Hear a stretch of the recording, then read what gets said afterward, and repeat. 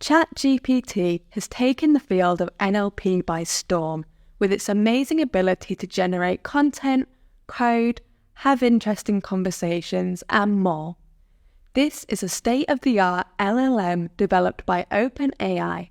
The GPT in ChatGPT stands for Generative Pre-trained Transformer. Let's break down what we mean by this. We say the model is generative because it can generate human-like text.